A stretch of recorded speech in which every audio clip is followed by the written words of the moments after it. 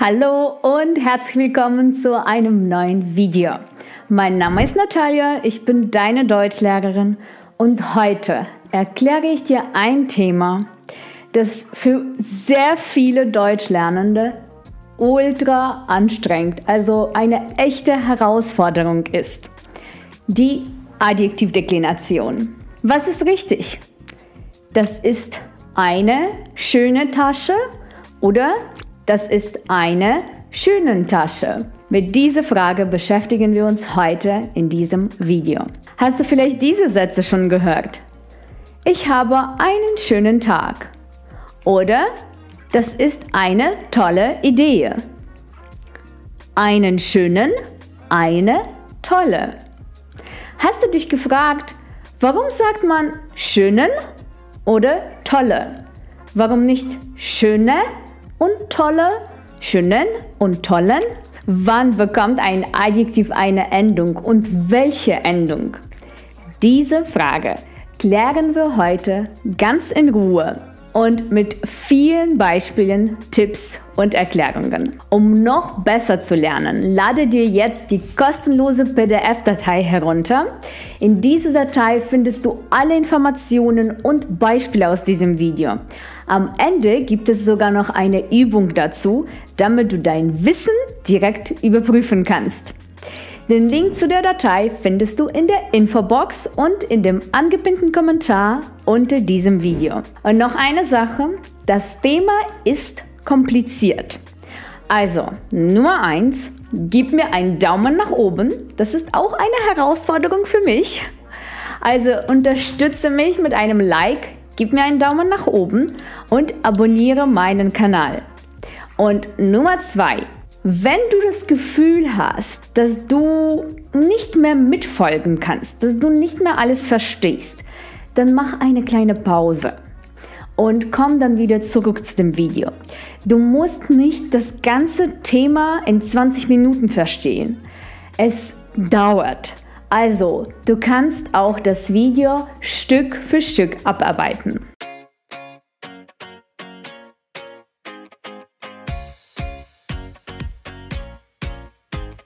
Okay, los geht's. Bevor wir in das Thema Adjektivdeklination einsteigen, müssen wir zwei Dinge klären. Was sind Adjektive und was bedeutet Deklination bzw. deklinieren? Adjektive sind Eigenschaftswörter. Also diese Wörter beschreiben, wie etwas ist. Du kannst mit Adjektiven sagen, wie ein Mensch, ein Gegenstand oder eine Situation ist. Schau mal hier. Der Lehrer ist freundlich. Das Essen ist lecker. Der Film ist spannend. Die Adjektive habe ich dir hier markiert. Adjektive machen deine Sprache lebendig und du brauchst sie sehr häufig. Deshalb ist es so wichtig, dass du lernst, wie man sie richtig verwendet. Dafür musst du wissen, was deklinieren bedeutet. Ganz einfach gesagt bedeutet deklinieren oder Deklination, dass ein Wort seine Form verändert, um in den Satz zu passen. Ein Wort verändert seine Form. Das Wort bekommt zum Beispiel eine Endung, damit das Wort zum Satz passt. Keine Sorge, ich erkläre es dir Schritt für Schritt. Wann werden Adjektive dekliniert? Wir wissen jetzt also, was Adjektive sind und haben auch eine Idee, was deklinieren bedeutet. Aber wann werden Adjektive dekliniert? Schau dir nochmal die Beispiele von vorhin an. Der Lehrer ist freundlich. Das Essen ist lecker. Der Film ist spannend. Die Adjektive habe ich dir wieder markiert. Du siehst, sie stehen hier allein hinter dem Verb sein, also hinter ist. Sie stehen hier ganz allein.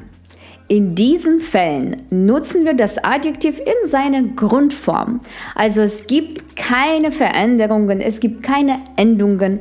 Das Adjektiv benutzen wir genau so, wie das ist. Das ist ganz einfach. Aber schau dir jetzt die anderen Beispiele an. Der freundliche Lehrer erklärt die Adjektivdeklination. Das leckere Essen haben wir im Restaurant bestellt. Die spannende Serie gefällt mir sehr gut. Was fällt dir auf?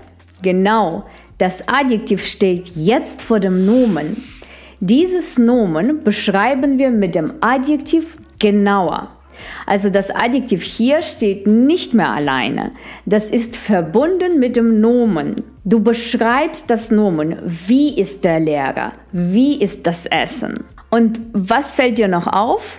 Richtig, die Adjektive haben jetzt eine Endung bekommen. Das nennt man deklinieren. Adjektive werden also nur dekliniert, wenn sie direkt vor dem Nomen stehen. Also zusammen. Wichtig beim Deklinieren sind 3 Informationen. Ist das Nomen maskulin, feminin oder neutral? Der, die, das? Ist es Singular oder Plural? Und in welchem Fall steht das Nomen? Nominativ, Akkusativ, Dativ oder Genitiv? Keine Panik, wir schauen uns alles Stück für Stück an. Wir fangen mit der ersten Gruppe an. Adjektivdeklination nach bestimmten Artikeln. Wir nehmen 4 Nomen, maskulin, feminin, neutral und im Plural. Anhand dieser Nomen schauen wir uns an, wie sich die Adjektive je nach Fall verändern. Hier sind unsere Beispiele. Der Hund ist klein, die Katze ist klein, das Kind ist klein, die Hunde sind klein. Alle Sätze sind gleich. Der Artikel ist aber anders. Also wir haben hier der, die, das und die im Plural. Lass uns jetzt die Sätze mit mehr Informationen ergänzen, also größer machen. Dann sehen sie so aus. Der kleine Hund läuft im Park. Die kleine Katze läuft im Park. Das kleine Kind läuft im Park. Und der letzte Satz: Die kleinen Hunde laufen im Park. Hier stehen die Nomen, die wir genauer beschreiben, im Nominativ. Warum? Weil sie in diesem Satz das Subjekt sind. Der Hund, das Kind, die Katze, alles diese Nomen sind die Subjekte. Das Adjektiv bekommt hier unterschiedliche Endungen. Das hängt davon ab, ob das Nomen maskulin, feminin, neutral oder plural ist. Eine Tabelle mit allen Endungen findest du in der PDF-Datei. Schauen wir uns das nächste Beispiel an. Ich sehe den kleinen Hund. Ich sehe die kleine Katze. Ich sehe das kleine Kind. Und das letzte Beispiel. Ich sehe die kleinen Hunde. In diesem Beispiel sind unsere Nomen das Akkusativobjekt. Und du siehst, das Adjektiv bekommt beim maskulinen Nomen eine neue Endung. Also nicht mehr die Endung e, sondern die Endung en. In diesem Fall, beim Akkusativ, hat das Adjektiv genau die gleiche Endung wie der bestimmte Artikel. Den kleinen. En. Den en und kleinen en. Die anderen Endungen bleiben gleich wie im Nominativ, also die Endung e für Singular und en für Plural. Praktisch, oder? Also Nominativ und Akkusativ sind relativ einfach. Mit dem bestimmten Artikel verändert sich fast gar nichts. Du hast 2 Endungen, e und en. Schauen wir uns noch ein paar weitere Beispielsätze an. Ich gehe mit dem kleinen Hund spazieren. Ich gehe mit der kleinen Katze spazieren. Ich gehe mit dem kleinen Kind spazieren. Und das letzte Beispiel. Ich gehe mit den kleinen Hunden spazieren.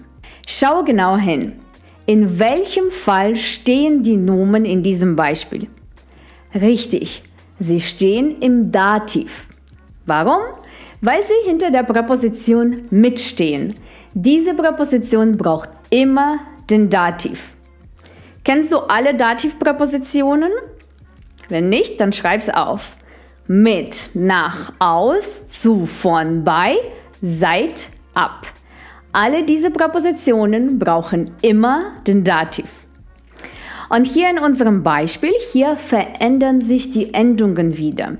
Also das Adjektiv oder die Adjektive haben wieder andere Endungen. Aber diesmal habe ich eine gute Nachricht für dich. Es ist relativ einfach. Mit dem bestimmten Artikel der, die, das haben die Adjektive im Dativ immer die Endung en. Ganz einfach.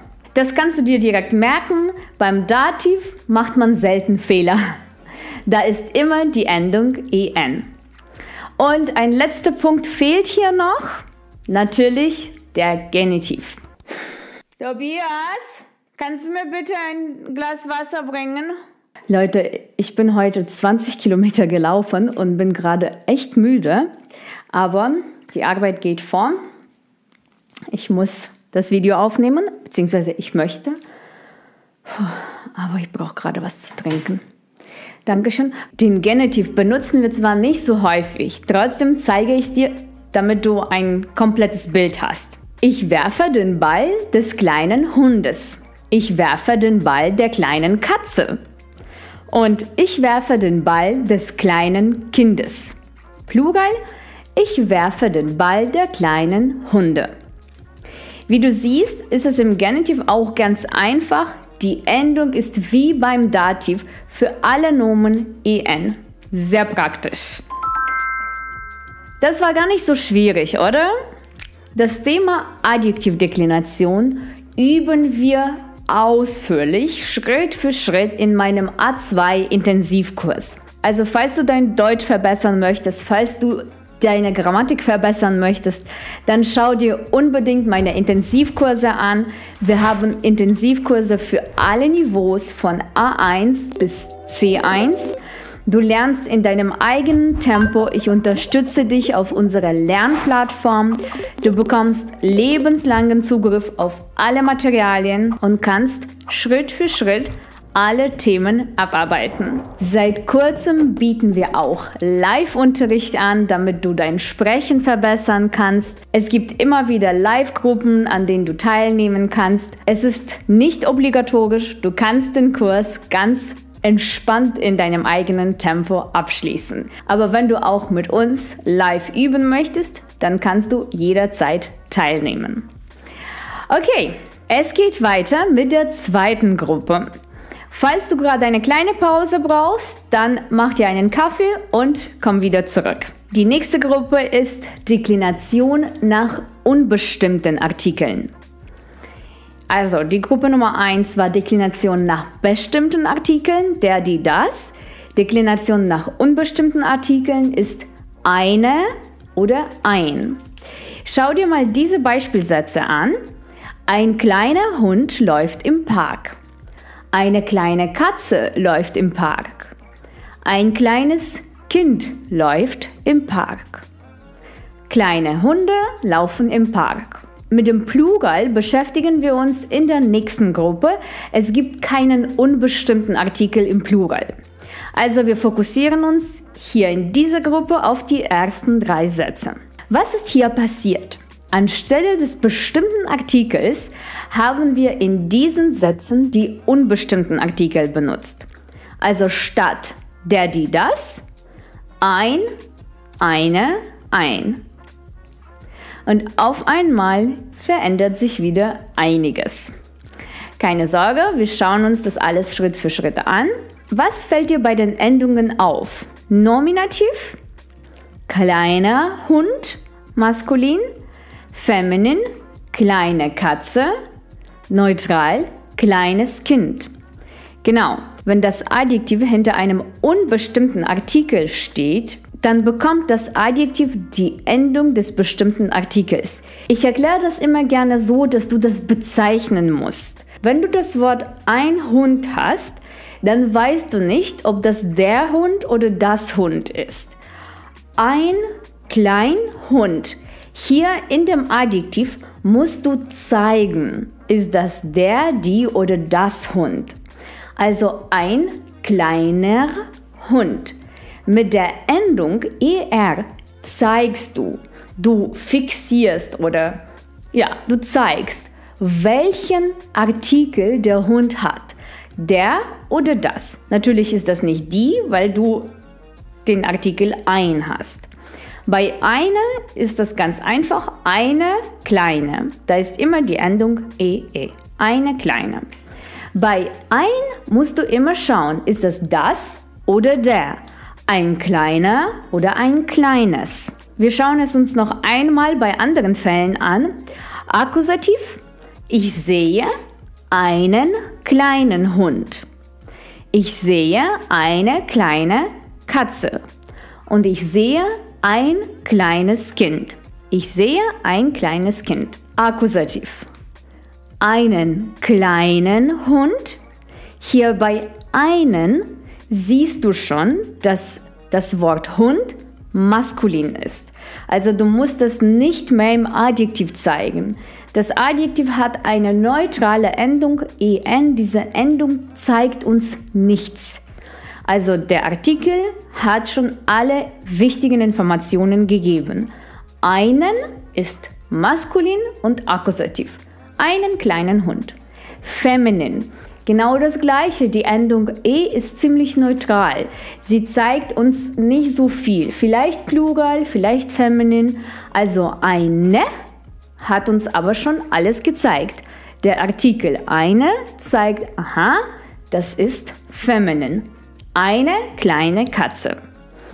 Bei dem neutralen Nomen Kind haben wir wieder ein Problem, weil wir das nicht wissen. Ein Kind.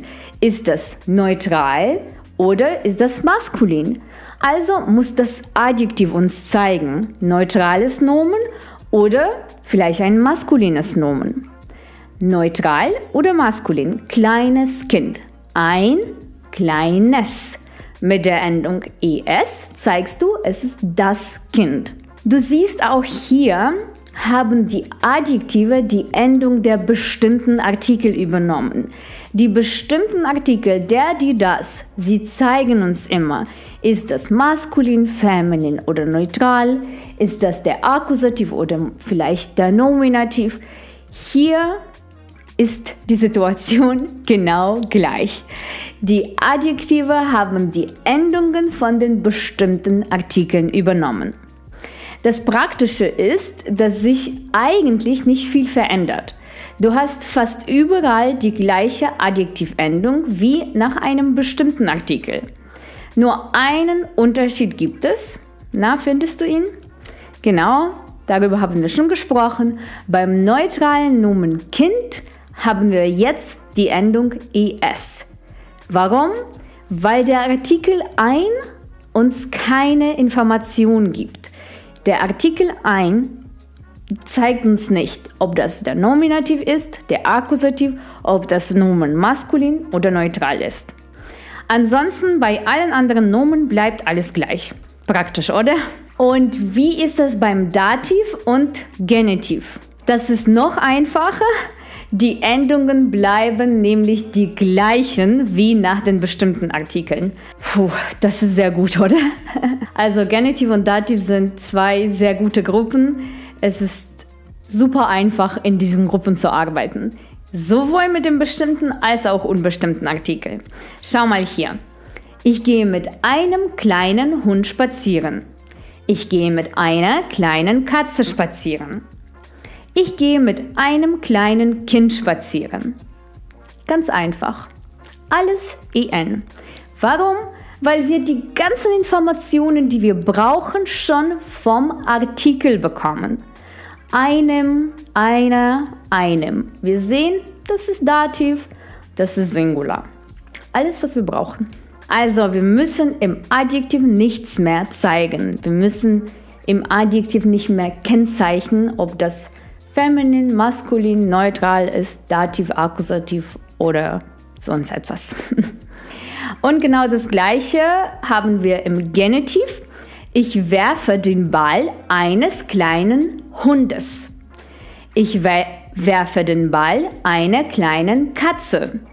Ich werfe den Ball eines kleinen Kindes. Du siehst, alles genau gleich. Und die letzte Gruppe ist Deklination ohne Artikel. Wir haben also jetzt zwei unterschiedliche Gruppen der Adjektivdeklination kennengelernt. Adjektive nach bestimmten Artikeln und Adjektive nach unbestimmten Artikeln. Es gibt noch eine letzte Gruppe. Die dritte Gruppe heißt Adjektive ohne Artikel.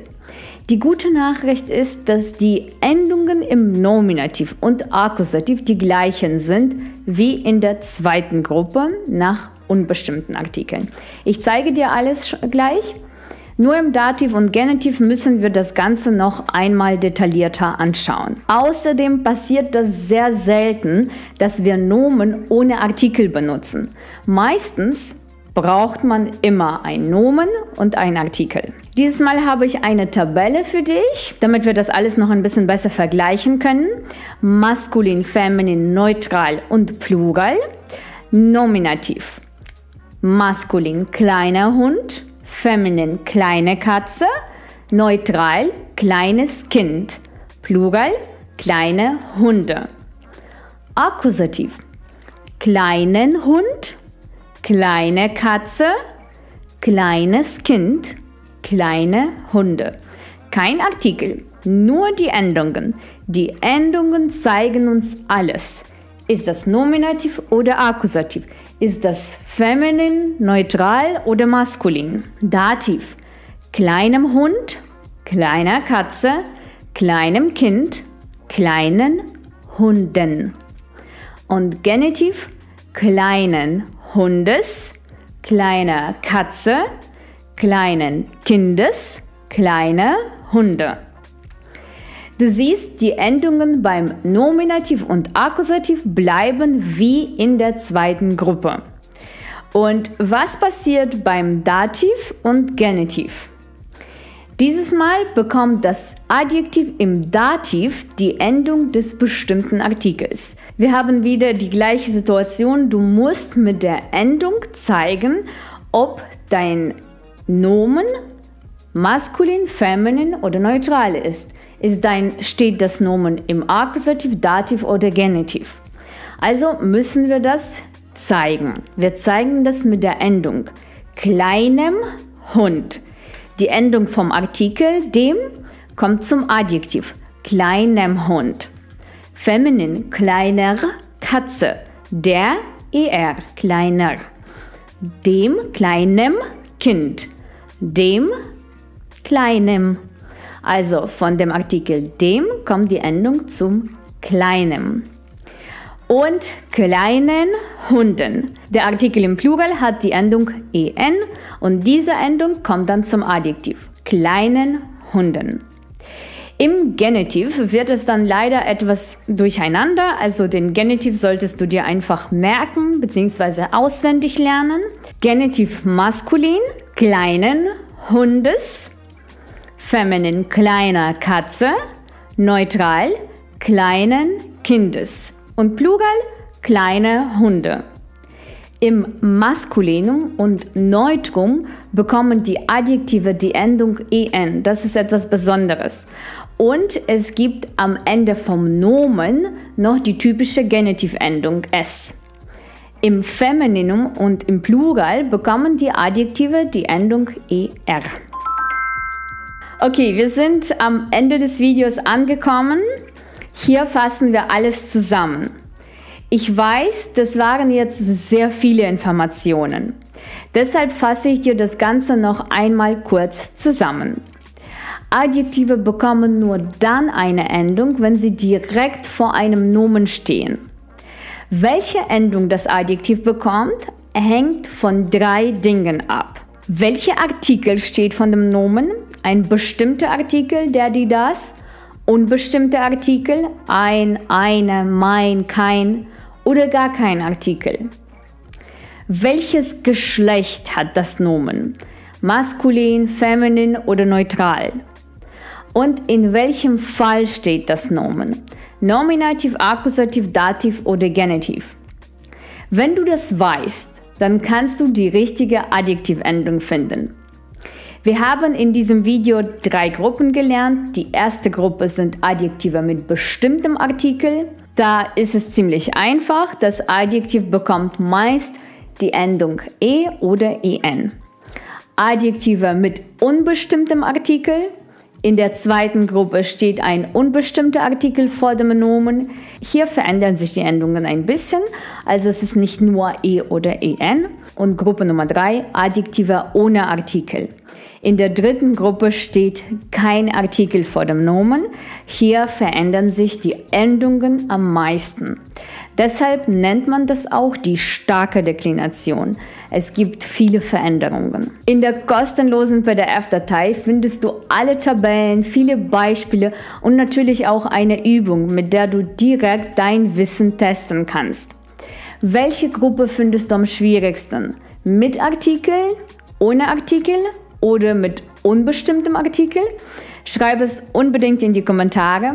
Wenn dir dieses Video gefallen hat, dann gib mir einen Daumen nach oben und abonniere meinen Kanal.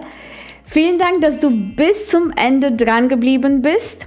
Ich wünsche dir ganz viel Erfolg, bleib weiterhin dran, lerne fleißig Deutsch und wir sehen uns nächsten Sonntag in meinem neuen Video. Bleib dran und bleib fleißig. Ciao!